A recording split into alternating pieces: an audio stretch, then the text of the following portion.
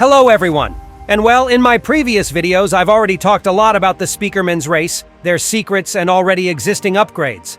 And even though I am still one more video about them to make, or to be more specific, the video about the upcoming improvements of Titan Speakerman who still hasn't appeared in the series yet, today I decided to take a break and do something different. Do you guys remember how I promised to you in my analysis of episode 78 to make a whole separate video about TV men's teleportation limbo?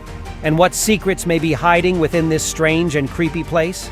Well, I think that today is the most perfect time to tell you that, because I got just a ton of information to share with you guys. And let me warn you right ahead that what you are about to hear may just blow your entire mind and probably make it more difficult for you to sleep tonight. Because not only the TV men's limbo, but their entire nature as a race turned out to be much creepier we all initially thought, and now I'll tell you why.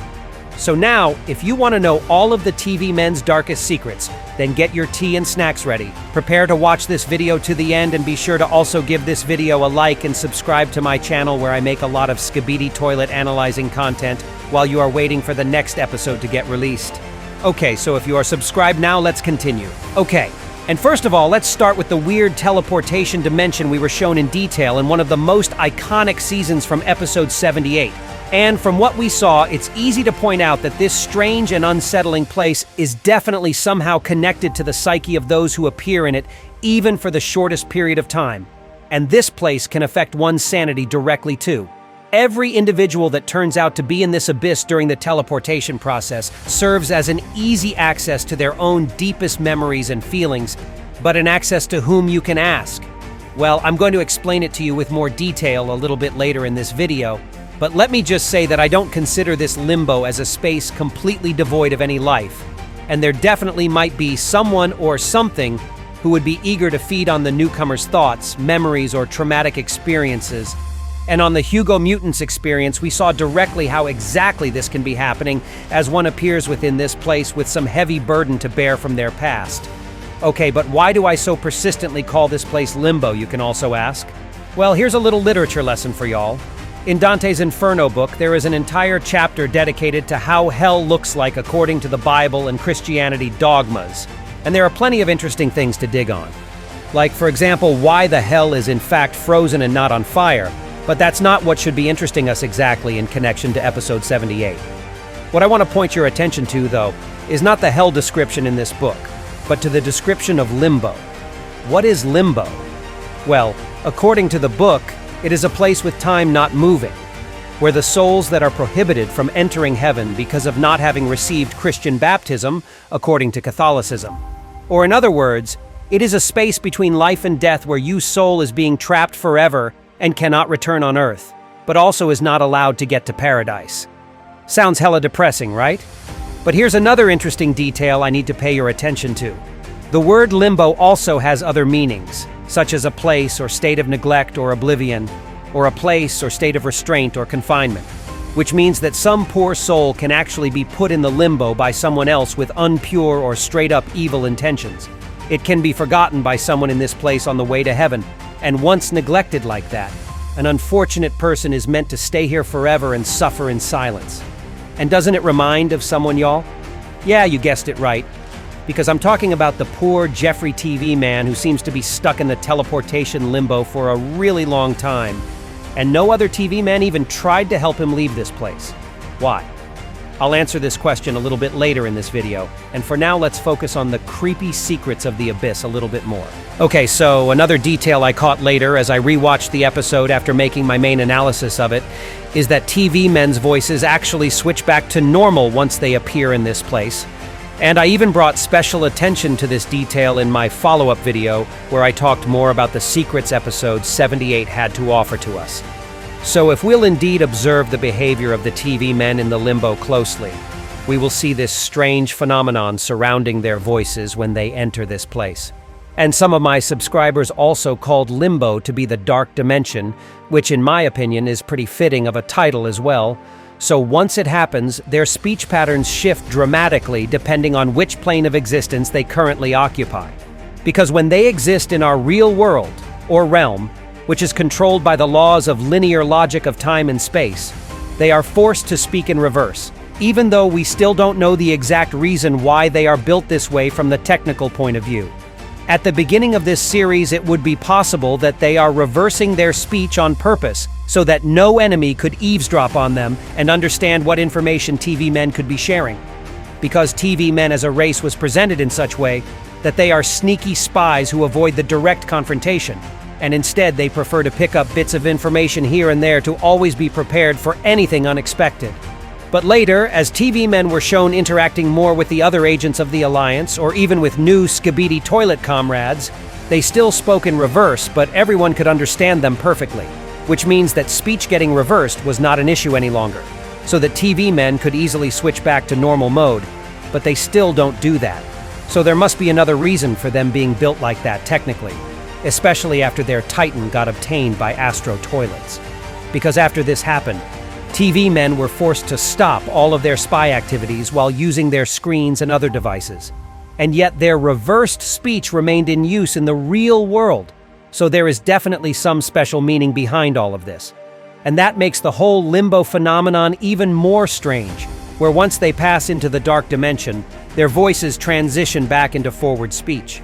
And before episode 78 got released, we also see this exact phenomenon back in full episode 77, where TV man scientist remembered himself being a human being with the family that remained in long-forgotten past, and he was even able to hear the bits of their distorted voices for several seconds.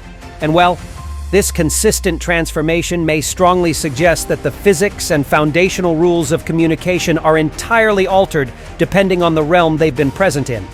And this, in its turn, can offer a possible explanation behind the teleportation abilities possessed by the TV men in general.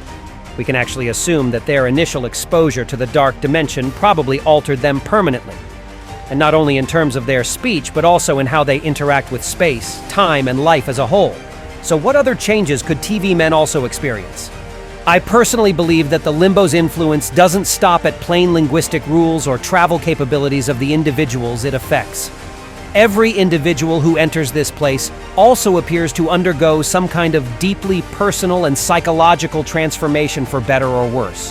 Which one is it will probably connected directly to the length of time they spend within this realm. Like for example, Jeffrey was definitely changed for the worst and now is in the permanent, uncurable state of madness. So he is still technically alive, sure, but it would probably be better if he was actually dead than in the horrible state of mind like this. So each entity seems to experience their own unique sequence of visions or hallucinations, either reliving moments from their past or glimpsing hypothetical futures that may or may not ever come to pass. Let's remember the ISOTOILET mutant's experience when he enters Limbo Dimension for the first time, and he immediately witnesses a vision of the city being obliterated, which is the possible future outcome of episode 78 ending that very well could have occurred if no special actions would be done to prevent it from happening. However, in the version of events that actually happened, the Speakerman's armada manages to arrive just in time to both rescue the POV from destruction and also save the city. Well, at least for now, as we don't know yet what is going to happen in the next episode and who wins for sure. This kind of alteration proves the claim that those within the Limbo Dimension are not seeing some absolute certainties or universal truths that will occur no matter what, but instead it's only some potential outcomes that can fluctuate very easily based on certain future choices of given individuals. And similarly to that, our POV also gets shown his own origin story, but through a lens that was not previously accessible to him, which means that the Limbo Dimension indeed forces individuals to confront and re-experience some horrific traumatic events from their own timeline in order to either break their will completely and then feed onto the broken mind and soul of the affected victim, or to start controlling it like a mindless puppet with no free will. And well, there is also another layer of this whole limbo mystery that can't be ignored by me, so just listen. In episode 74, we have also witnessed how the elite TV man managed to simply phase through objects and even walls in what seems to be a parallel state of existence.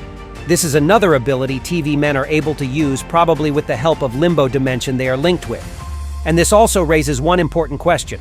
Are there different layers or states within the Limbo Dimension itself?